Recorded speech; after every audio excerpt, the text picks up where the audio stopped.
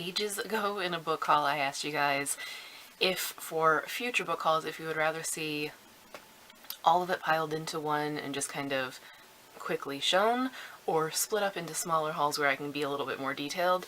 And most of the people who chimed in said small hauls that are detailed. So today we're going to take a look at this Fierce Reads box that has been sitting on my bed for weeks now. Seriously, some of you already know what's in it because I showed it on Instagram. Let's see how long ago.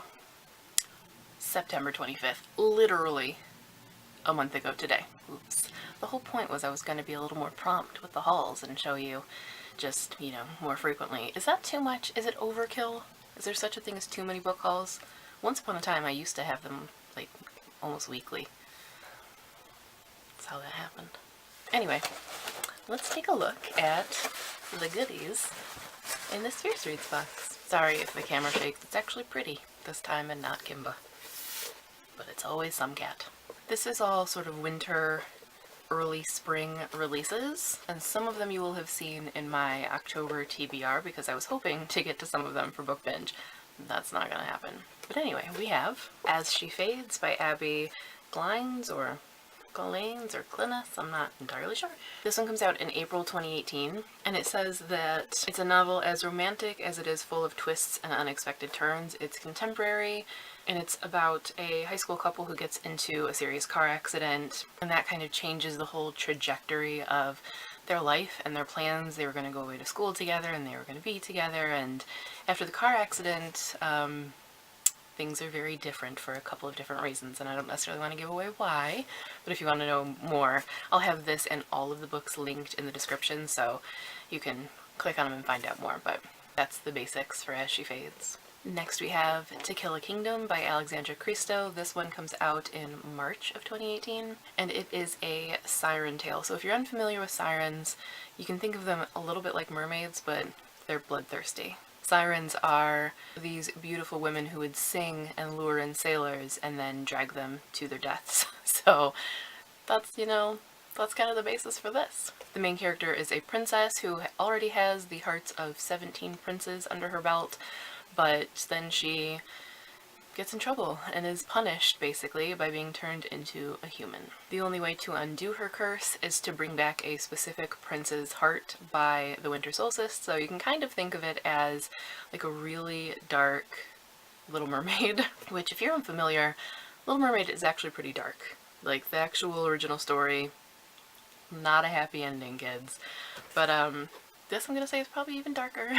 But I believe it's also probably a romance, you know, probably that whole star-crossed lovers thing, so if you're into that kind of thing, this might be one to look into. I'm into the deadly sirens thing, so excited for this one.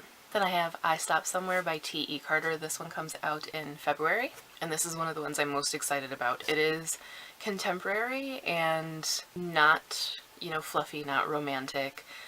It is about an assault and a girl who feels like she's just fading away, fading into the background. And I'm actually just going to read the full synopsis for this one. Not normally something I would do, but I want to share this one. So it says, tormented throughout middle school, Ellie begins her freshman year with a new look. She doesn't need to be popular, she just needs to blend in with the wallpaper. But when the unthinkable happens, Ellie finds herself trapped after a brutal assault.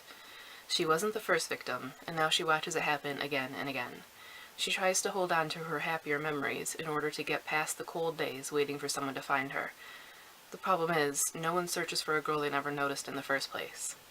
T.E. Carter's stirring and visceral debut not only discusses and dismantles rape culture, but also takes a close look at what it is to be human.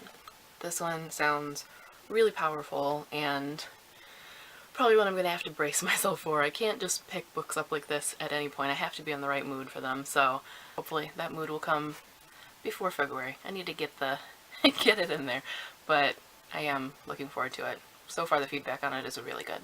Hey, don't shake the camera. Don't do it. Oh, you're so pretty. Come here. Oh, I know it. This is my pretty girl. Yeah, I know. Say hi. Say hi to the internet, pretty. Look at those eyeballs. Oh, she's so pretty. Then we have Dreamer by... Stop shaking. Go on. Then we have Dreamer by L.E. Delano. This is actually a sequel to the book Traveler, so I'm not sure how much I should share or how much I even can share because I haven't read Traveler, so I can't get to this one pretty soon. Probably. I mean, maybe I could pick up Traveler. But it's from Spoon Reads, so you know it's going to have some romance in there, but it's also, I think, like a bit time slip and traveling to alternate dimensions and all that. It comes out in April. It comes out April 10th, so I'm just going to leave this one linked and you can check out more about it, but I don't know if it's going to give away anything from book one, so at your own caution. And we have another one I'm really excited about, and it's A Girl Like That by Tanaz Bethana. I hope I didn't say that wrong. This one, again, is contemporary, but also a little mystery-ish. It takes place in Saudi Arabia about a girl like that who is found dead alone with a boy crashed in a car, and there's kind of a mystery that unfurls as to what happened, why they were together, if everything is as it seems. It says, when the religious police arrive on the scene, everything everyone thought they knew is questioned. As her story is pieced together through multiple perspectives, it becomes clear that she was far more than a girl like that. And it says it is a beautifully written debut novel. This one has been getting a ton of positive feedback, and oh, this cover, I just love this cover. I don't normally crave contemporary. Lately, this type of contemporary, it's calling to me. Then we have Winner Take All by Lori DeVore. This one comes out right at the end of January, January 30th, and it is a romance about rivals. Basically, these two are super competitive. It says, visceral and smart, Lori DeVore's Winner Take All paints an unflinching portrait of obsessive love, toxic competition, and the drive for perfection. So it's not just going to be fluffy and swoony.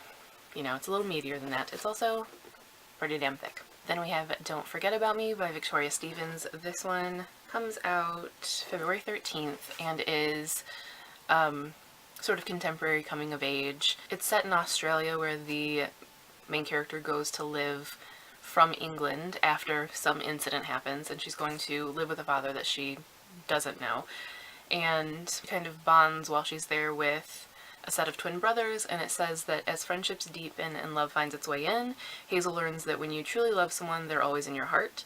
This sparkling debut novel is a touching testament to coming of age, falling in love, and finding home in unexpected places. So if that's your bailiwick, this might be one to look into. And lastly, there is a little sampler of Nerves and Wire by Marissa Meyer. This is the comic book retelling of the Lunar Chronicle series, which I need to pick up. I want to read. There's also a little I Love YA sort of flowchart of graphic novels based on things that you might like. So if you guys want to see that or something, let me know and I'll pop it up on Twitter or something. But that is everything for the Fierce Reads box. A nice, tidy little stack there. Let me know in the comments if any of those piqued your interest, if you want to hear first impressions or excerpts or super early reviews of any of them. Let me know that too, because at this point I'm not entirely sure which ones will get video reviews or extra little bits. So whatever is appealing to you, let me know and I will do my best to do something featuring it. And if you want to, let me know what all you've gotten recently and added to your shelves, or what other winter-spring books you're looking forward to. As I said, this is just one box of a tidy little stack, so there will be more book hauls coming sooner rather than later. Try to work some other things in there too, but, you know, a lot of books. A lot of new books coming at you. But that's all for now. Thank you guys for watching, and as always, happy reading.